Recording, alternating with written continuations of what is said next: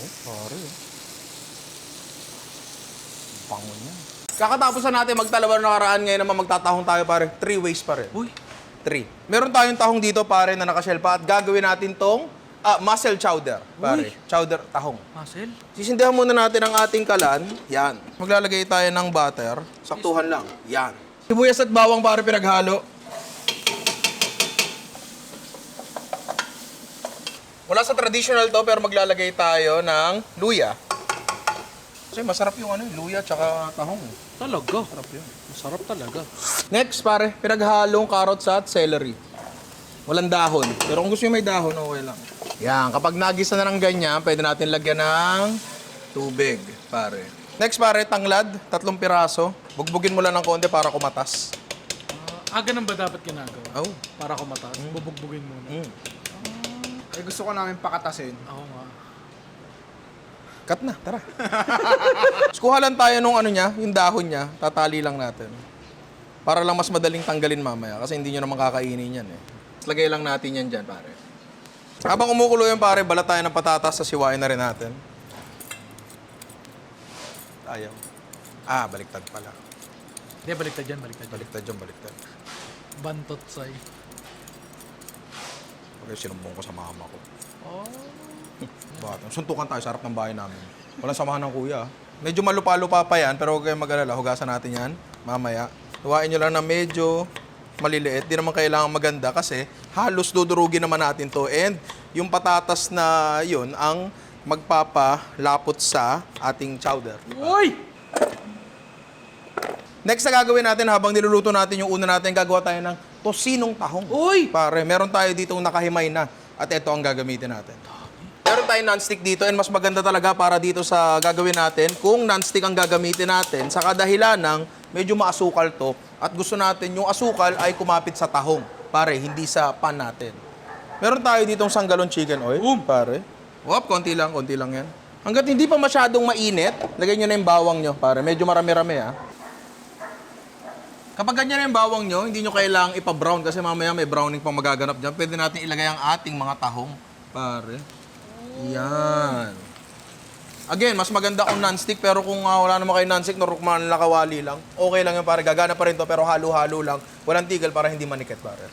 Lagyan natin ng patis, pare. Konti lang. Madaling magdagdag mamaya. Yan, pag natuyo na siya, yan magigisa pa uli yung bawang tsaka tahong niya para mag-develop pa lalo ng flavor. Minta. Stripe. Uy! Harap yan.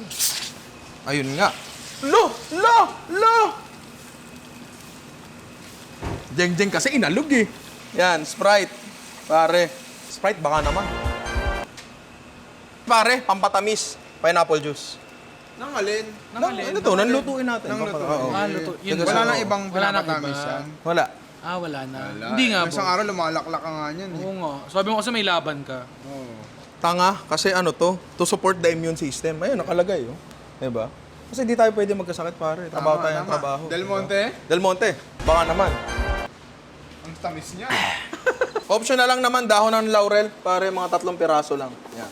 Tapos basically, patutuyuin lang natin yan hanggang kumapit yung asukal dun sa tahong. Kung kailangan pa ng asukal mamaya, dadagdagan natin.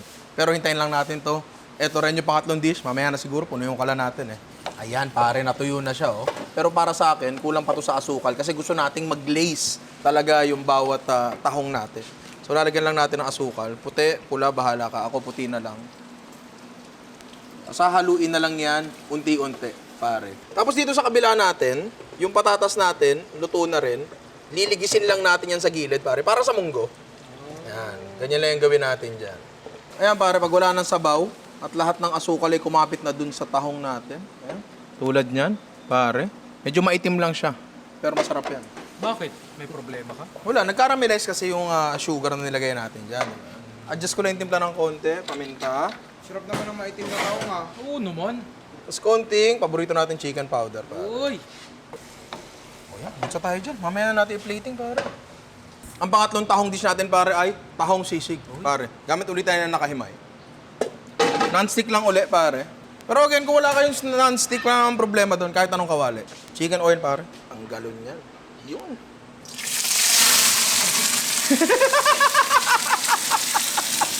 Parang natalsikan ka, boy, Hindi. Hindi. Oo. Buti naman, buti naman. Inigisa lang natin para matuyo siya ng konti, ma-dehydrate, para pag nilagyan natin sisig plate, hindi magsabaw. Pare, ayoko na sinabawang sisig. Eh. Parang naprito siya, oh. Yan ang gusto natin. Hindi naman yan crispy, pero mas masarap yan, pare. Yan. Plahan na natin ito. Una natin lalagay, pare. Yan, Rino, di ba? Rino ako dito, madami. Yeah. Ito lang, pulutan eh. Next, pare. Yan, sibuyas, pula at puti. Para funky. Yan. Yan. Okay na siguro yan. Next na essential, pare. Kamalansi. Yun. Nasa sa inyo na yan, kung gaano karami. Sila Verde na parang hiningi lang sa palengke, binayaran mo ba to? Nor seasoning, pare. Yan. Whoop! Okay na yan. Saluin lang natin, pare. Ano mo to? Ayan. Parang ito, para mas okay na siya. Oh. Ridiculous shit, pare. Oh. Buo-buo yan, sabi ni Alvin. Chopin ko daw eh. Muntik na yung siya yung chopin ko. Nagtanong lang ako. Nagalit ka kaagad eh. Nagtanong lang. Bakit mo ka ba akong galit? Soup natin medyo matagal-tagal pa. May naisip lang ako bigla. Ba't di natin lagyan ng Red Horse, pare? Di ba? May ano kasi yan? May lasa kasi yung mga ganyang bagay. Hindi natin lalahat eh. Yan, ganyan lang. Goods na yon. Tapos, burn off natin yung alcohol and yung may iwan dyan yung lasa niyang masarap. Mwah. Ayan, para lumapot na yung sabaw natin dahil durog na nga yung patatas. Pwede nating ilagay yung mga tahong natin. Buhos mo na lahat yan, pare. At yung tahong na yan, saglit lang yan. Saglit lang yan, pare. Gusto lang natin bumuka yan, tapos lahat ng katas sila mapunta sa sabaw. Yun yung magpapalasa doon. Ayun, luto na yung tahong natin, pero medyo lumabnaw siya. Kasi kumatas, so dadagdagan natin ng cornstarch and water mixture para lang makuha natin yung lapot ulit. Kasi pag chowder, dapat talaga may konting thickness ba. At this point, timplahan na natin ng paminta. Patis, pare, konti lang. At lagyan natin ng cream. Importante na nakapatay yung apoy dyan, pare. Souder na siya, pare. Plating na tayo. Uy. Ganon ba ako? Oo. Ganon ba ako? Okay. May konti kang contemplation. Ganto yun eh. Ganto yun eh. Ano ba? Hindi ko, Paano ba? kuha ako. Illegit. Pare. Uy, grabe. The perfect bite. Uy. Pinipilit niya, iniiba niya eh, no? So thick, pare. Mahilig pa naman ako sa thick. Iyan. Tahong chowder. Napakadali, napakaganda, napakasarap. Di ko pa rin natitikman. Ininegosyo natin yan. Uy, grabe. Natin. Ano pwedeng negosyohin? So classic yan eh. Meron lagi nakasiksik dyan. Siksikin nyo para matuwa yung mga customer. Grabe, ang daming tahong. Nalagyan natin ng ano yan, waterproofing dyan. Chicken oil. Pare. Oh, pwede ng pang-negosyo to, pare. Oh. Oh. Tahong ni Ninong. Mukhang napakasarap talaga. Parang napakasarap nito. Diba? Tahong ni Ninong. Available sa Lazada. Hindi, wala. Kayo na lang gumawa.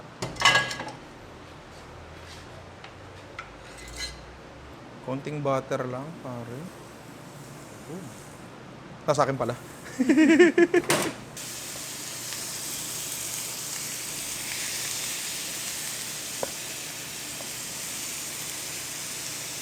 Sili pula, konti lang. Spring onion. Pare. Oh, pare.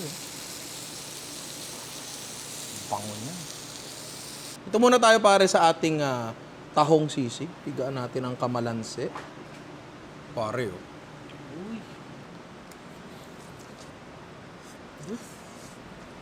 Buti bawal sa'yo to. May gout ka eh. Soup natin na medyo kumapal na. Kasi medyo, kanina pa siya ng konti eh. Pero okay lang yan pare. Pare, ganyan dapat ata ang chowder. Ay, grabe. Ay, grabe. Grabe. Grabe ka. Kaya bumukas. Kaya mo yan. Kaya bumukas. Ay, lakas-lakas mo eh. Yung. Ihip lang. Lahat nakukuha sa blow, pare. Oh, pare. Tosinong tahong. Alagay mo dyan. Susubo na lang. May tumatawag pa. Cut! Hello po. Okay, sige. Thank you. Ingat. Pare.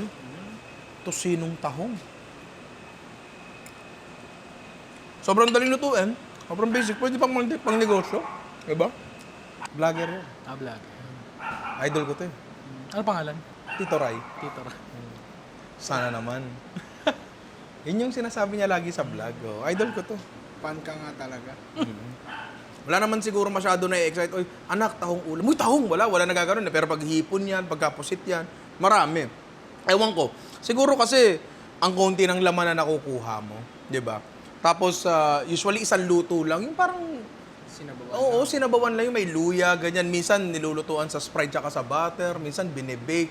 Alam mo yun? Trabaho, bake eh. Oo, matrabaho pa yung bake eh. Pero yun nga, ang ano siya, medyo hindi siya super favorite ng karamihan. Pero ako mahilig talaga ako sa tahong. Kasi, dito sa amin, lalo pag gasuki ka, pwede kang bumili niya na nakahimay na. And pag bumili ka na nakahimay niyan, I think nasa 200 per kilo.